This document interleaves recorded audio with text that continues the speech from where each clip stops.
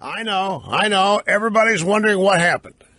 Everybody wants to know why it happened. Whose fault was it? Who's to blame? What should we do now? What's next? Can we recover? Is there anything good in this? I'm talking about the Obamacare health repeal and replace going down in flames on Friday with the cancellation of the vote. And I know you've been having these questions all week. You've been asking, you've been researching, you've been looking. What you haven't had is me, and now you do. And I'm going to answer all these questions and more on today's program. Great to have you here, folks. El Rushbo at 800-282-2882, and the email address is elrushbo@eibnet.us. Now, I want to tell you, I'm debating whether or not to start with this, or whether I should lead and build into this. Let me start with it. I want to give you a scenario. There are many possibilities here. There are many things that can happen, good and bad, and I want to put some of them on the table. Now, you know me, I'm Mr. Optimist. I'm Mr. Uplifted. I am Mr. Optimistic and so forth. I'm not interested in pessimism. However, I am the mayor of Realville. And as such, I accept reality and I deal with it. I immerse myself in it. I don't try to pretend it isn't what it is.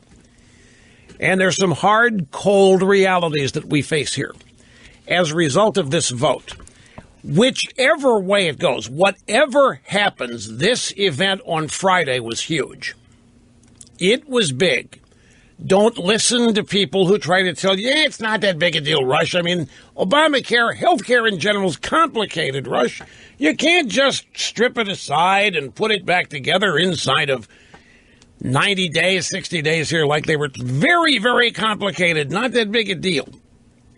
Well, it is a big deal, but not really for Trump. All the polling data, the people that supported Trump are still full-fledged behind him.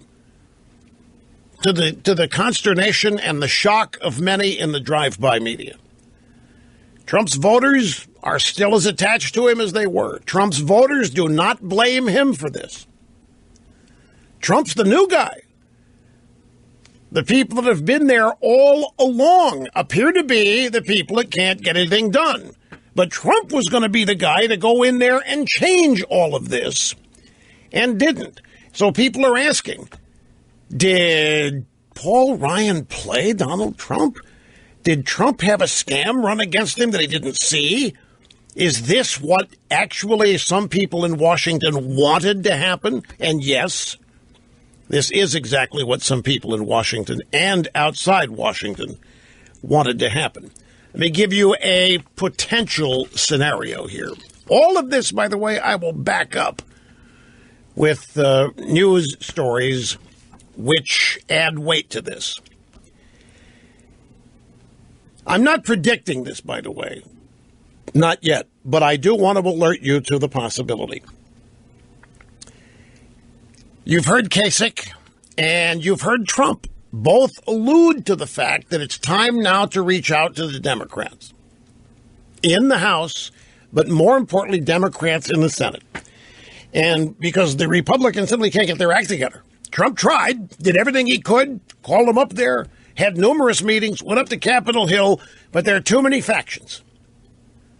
Too many factions. The Republicans themselves are not unified, and I'm Donald Trump, and I want to get things done. And if I want to get things done here, I'm going to have to use the Democrats. Trump's alluded to it. John Kasich alluded to it. And even this morning, Mr. Newt alluded to it. Mr. Newt said, now Mr. Newt is a dyed-in-the-wool Washington tactician, politician, strategery maker, and all that. And Mr. Newt said on Fox News today that Trump should not do tax reform next. Instead, make a call to Schumer, start working with the Democrats on the infrastructure bill, because Trump needs a win. Trump needs a legislative victory, and the Democrats will happily work with him on the infrastructure bill. So this is the kind of pressure that's going to be attached or applied to the Republicans. That's what Trump is doing. I don't know if Newt's doing that or not, but clearly there's a lot of anger, and deservedly so, for the House Republicans, the leadership, and the various caucuses in there. But I think if Trump reaches out, I'm not predicting this, but I think it's a very likely, very possible scenario. And if it ever does become something I predict is going to happen, I'll let you know. But I think the Democrats are salivating at the opportunity to work with Trump. I think they're licking their chops. I think privately the Democrats can't believe the good fortune that has been dropped in their lap by what happened with this bill. Now, on the other side of it, had this bill passed, that was its own set of problems and challenges. It was not going to be a panacea either way. But let's deal with it as the bill failed first, because it did. So I can see the Democrats happily joining Trump to fix Obamacare. I can see the Democrats happily joining Trump to work with him on his $1 trillion infrastructure thing. I do not see the Democrats working with Trump to help him on tax reform unless the rich somehow get soaked in it. And I do not see the Democrats joining Trump and helping him on the border and on the wall. Trump is going to need Republicans for that and tax reform. Now, when you get to the Senate and Trump working with the Senate, let's say in the infrastructure bill, or maybe anything at this point, you say, but Rush, the Republicans own the Senate. Yeah, they do. But can you not see Susan Collins and Lisa Murkowski and John McCain and Lindsey Graham, at minimum, joining with the Democrats and supporting Trump on, say, an infrastructure bill? Can you not see minimum 4 Republicans joining the Democrats to give them a majority on an infrastructure bill? Obviously, the Democrats will not help Trump on everything, but on some certain initiatives, they would. Now, where does this leave the House Republicans? Well, first, let's talk about something else. What would happen to this insane lunatic Democrat base if all of a sudden Chuck Schumer and Nancy Pelosi start working with Trump? Remember, the Democrat base has lost its mind.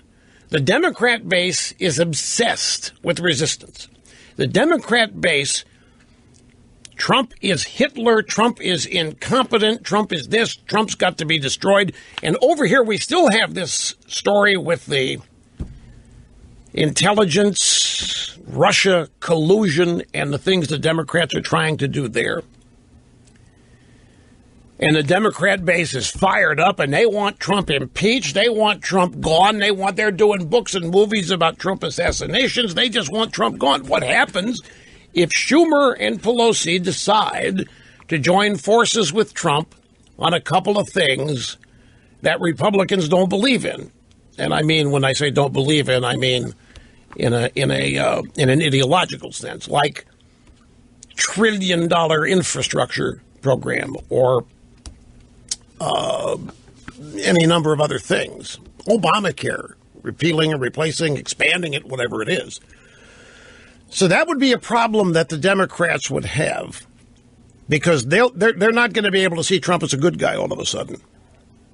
I think Washington's Democrats don't see Trump in any way the way the base does. They have stoked it. The Democrat leadership in the House and Senate has clearly, and the media has stoked all this irrational hatred of Trump. But the Democrats themselves are not really there. Trump is somebody they have to deal with, and they'll happily portray him as out of his mind. They'll happily portray him as somebody that's got to go. But they do not actually think of him the way their base is. And they have created that. They're responsible for it. That would be a big problem for them if they decide to join forces with Trump. They would then have to explain to their base how they have won, how they have spun everything and they've turned Trump into one of them. Now, in all of this scenario, if any of this happens, what are we left with? We're left here with the Republicans over in the House. And I know what you're saying, Rush, it doesn't matter. If Trump gets together with the Democrats on infrastructure or anything else, that's only going to give them the Senate. the Republicans still own the House by a huge majority and can stop anything Trump and the Democrats do. Yeah. And what does that do? Here you have Trump. Imagine the media. Imagine the pictures. Here you have Trump and Schumer and the Democrats and whoever eagerly talking about fixing the roads and the bridges and the schools and all that. And Trump and the Democrats working together, say, on the VA to fix that or whatever. And over here, who is seen as stopping it? Who is seen in that scenario as opposing it? Well, who's always portrayed as stopping things? Who's always portrayed as opposing?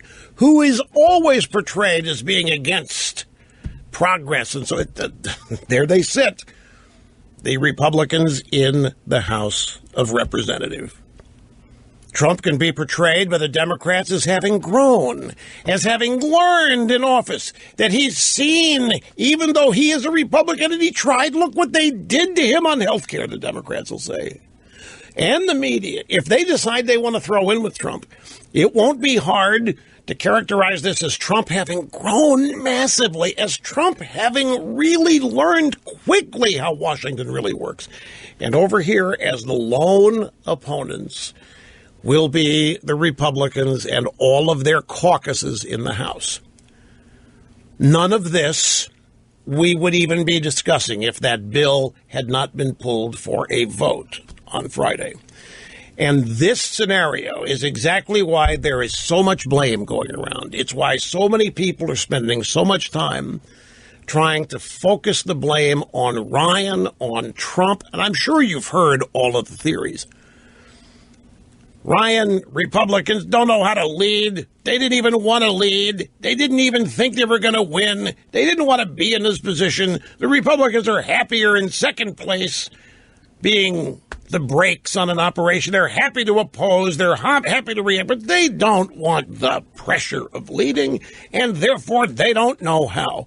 Here they have all of these votes as a majority in the House. They even have a majority in the Senate. They can't get anything done. They don't want to get it done. Theory number two. Republicans in the House are no different than Democrats in Washington. They're all of the establishment. They all don't like Trump. They're all angry Trump won, and so the first order of business here is to sabotage Trump and make sure Trump doesn't accomplish anything. There's that theory. Then there's the theory that it's Trump's fault, that Trump didn't even know what's in the bill, that Trump didn't even take the time to learn it, that Trump didn't even try to sell the bill based on what it really is, that Trump tried to sell it by bringing people up and saying, I'm Donald Trump. I do the art of deals, and therefore you will support it. That Trump didn't know what was in it, that he dispatched his aides to go up there and get it, that all Trump wanted was a win. He didn't care what was in it. If anything in it was bad, fix it in phase 2, fix it in phase 3. But needed a win right off the bat. Dispatched his ace legislative team to go up to Capitol Hill and tell them what's for. And to tell them if they don't do what's right, and the ultimatum that Trump's going to really blame them and hold them responsible. There's all kinds of theories. Everybody's got their own theory as to who's to blame and who's responsible for this, because it is a big deal. The Republican Party wins the House. I should more properly, maintains the House and grows their majority there. The Republican Party wins the Senate. The Democrats lose over 1,000 seats in elections since 2010. The Republicans win the White House with an outsider who claims he wants to go in and drain the swamp, and with all of this momentum and with all of this inertia, the first legislative effort falls flat on its face, and there's embarrassment everywhere. That's why everybody's trying to affix blame. That's why everybody's trying to say that everybody else, but not them, is responsible for this. Now, what are the upsides of all this? Well, the upsides of all this is the bill stunk. The bill was absolutely rotten. The bill was not the bill that was passed in 2015 and sent up to Obama that Obama vetoed. The Republicans got together, House and Senate, and they passed a repeal and replace bill. And this bill was designed for the campaign. It was designed to get Obama's veto, which it did. It was designed to illustrate what they were going to do if they were elected. And it had all the ingredients in it that were not in this bill. And so the question is, between 2015, early 2016, when Obama vetoed it, and now what happened? Why did they change the bill? And then who changed the bill? And no matter who you talk to, the answer to that question is the House leadership changed the bill. And by changing the bill, what did they do? They re-added. Let me tell you what was taken out of the bill in 2015.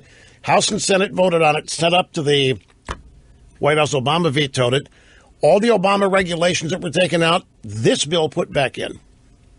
The subsidies, not all of them, but a vast majority of the subsidies in Obamacare were removed in the 2015 bill. They were put back in the bill that was voted down last Friday. And the Medicaid expansion. In the 2015 bill, it was removed. And in this bill, it was added back in. And what we got as a result of that was a continuation of Obamacare. The 2015 bill effectively removed much of Obamacare. The House leadership put that stuff back in. Now, did they do it because Trump said to do it? Did they do it because Trump wanted it? Did Trump even know? Did Trump not care who was responsible? We still can't get to the final answer. In addition to that, what also was taken out, well, it wasn't actually taken out in the 2015 bill, but what has now remained in the bill is that what that was voted down was fewer insurance companies, not more. There was no going to be any removal of the limit on selling insurance across state lines. So there are a whole lot of unanswered questions here. There's a lot of curiosity and a lot of suspicion about this. And during the course of the program today, I'm going to be trying to unpack all of this, as well as all kinds of other stuff. Okay, let's go back to healthcare for a minute, and I want to back up that potentially negative scenario. Because, folks, I'm going to tell you something. If this negative scenario, and again, I just want to remind you, I'm not predicting it, but you look down the road, you can see things. I understand the school of thought, which is trying to say, it's no big deal. It's not a big deal. I mean, healthcare is a complicated thing, and this really did chew off a big bite. It was really, really unlikely. And then the fact that there was going to have to be phase 2 and phase 3, it just not a big deal. It is a big deal, and it's a big deal for a host of reasons. Donald Trump told his voters that they were going to be winning so much they were going to get tired of it. He said, you're going to be calling me, Mr. President, could you lose a couple here or there? We're winning so much, I'm getting tired of winning. Trump said, politicians are stupid, the leaders are stupid, they do dumb things, stupid things, need to get in there and do things right. Need to go in there and drain the swamp. People elected Trump because they expected this exact kind of thing to not happen. They expected that Trump was going to go in and shake these guys in Washington by the shoulder and say, you've got to stop doing these dumb things. We're going to take these things one at a time and we're going to fix them. Didn't happen here, if that's really what was intended. How deep do you want to go with this, folks? How deep do you want me to go in coming up with various theories? Try this. There is a theory here that the Machiavellian Steve Bannon wanted this to fail, and wanted it to fail to actually help Trump in two ways. A, you blame it on Ryan.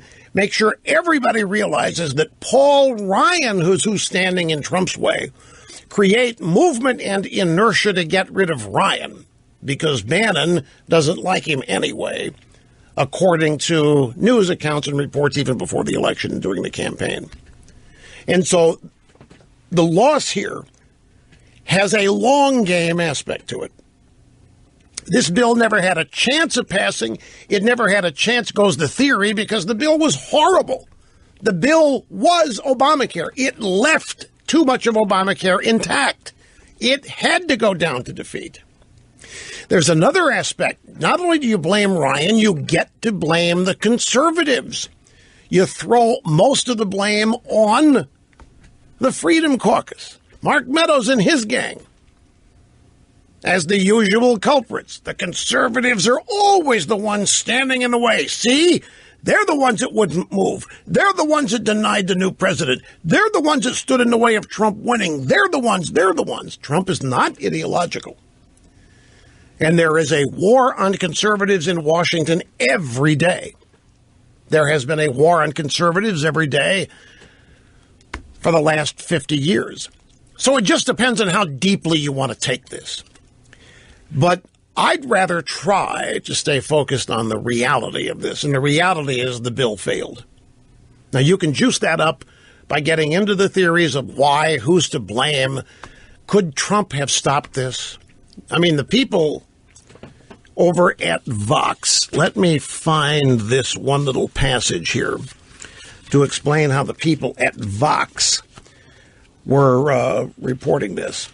They basically said that here you have Donald Trump, a president who doesn't even know what's in the bill, had no idea what was in it, here it is. Donald Trump promised to be a different kind. Now Vox is a millennial left-wing news outfit. And their game is that they don't report the news, they explain it. That's how they allow their opinion to be inserted into the news. And so Ezra Klein, who used to be the Washington Post, now says Donald Trump promised to be a different kind of president. He was a populist fighting on behalf of the forgotten man, taking on the Republican establishment, draining the Washington swamp, protecting Medicaid from cuts, vowing to cover everybody with health care and make the government pay for it. He was a pragmatic businessman who was going to make Washington work for you, the little guy, not the ideologues and the special interests. Instead, Trump has become a pitchman for Paul Ryan and his agenda. He spent the past week fighting for a health care bill he didn't campaign on, didn't draft, doesn't understand, doesn't like to talk about, and can't defend.